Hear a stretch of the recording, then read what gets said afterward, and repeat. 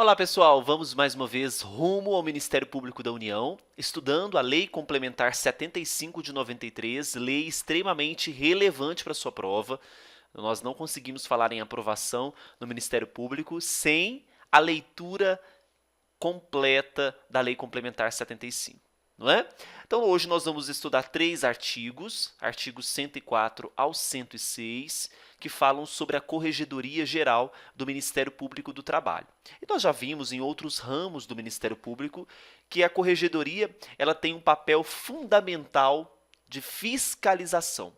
Então, a Corregedoria é um órgão fiscalizador das atividades funcionais e também da conduta de todos aqueles membros do Ministério Público. E agora nós estamos falando do Ministério Público do Trabalho especificamente. Então, o corregedor responsável pela fiscalização será o corregedor geral do Ministério Público do Trabalho. Tá bom? Bem, esse corregedor geral, como que ele será escolhido?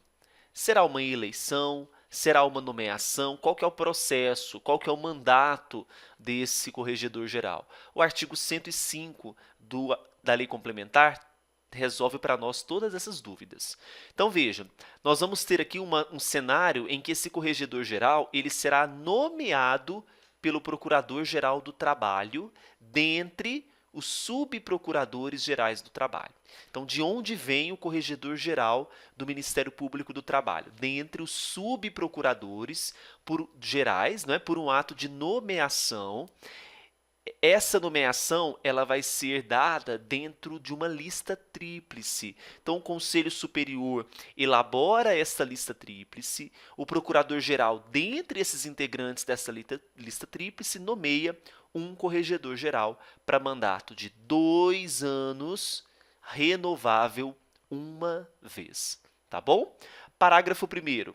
Não poderão integrar a lista tríplice os membros do Conselho Superior. É claro, são eles que elaboram essa lista tríplice. Serão suplentes do corregedor-geral os demais integrantes da lista tríplice. Então, olha só que interessante. Nós temos 3 membros compondo a lista tríplice, ok?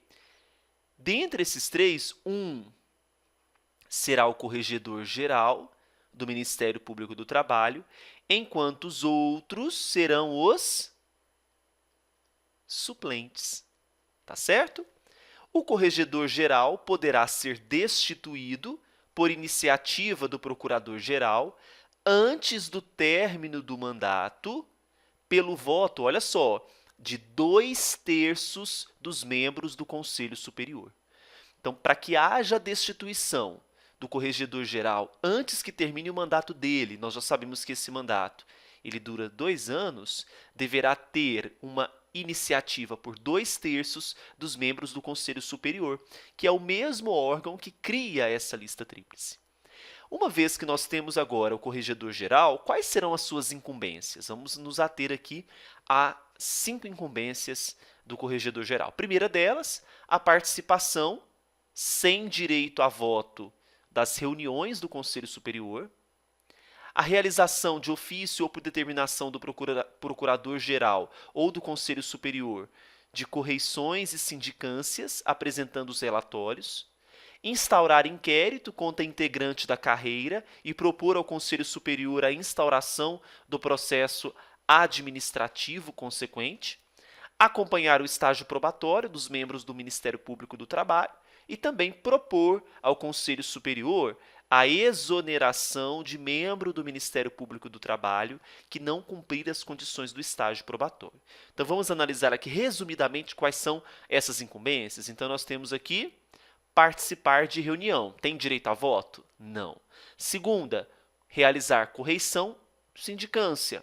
Instaurar inquérito, acompanhar estágio probatório, propor ao Conselho Superior, esse aqui é importante, a exoneração de membro do Ministério Público que não cumpre as condições do estágio probatório. Então, no material de vocês, para ficar fácil de visualizar, coloca aí estágio probatório e coloca 2 setinhas, acompanhar e exoneração.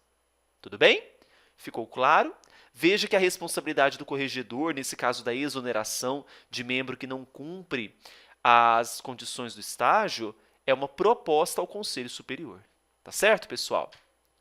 A gente então fecha as informações sobre o Corregedor-Geral do Ministério Público do Trabalho e mais uma vez eu convido vocês a adquirir o nosso curso de questões, são 160 questões comentadas da legislação específica do Ministério Público da União.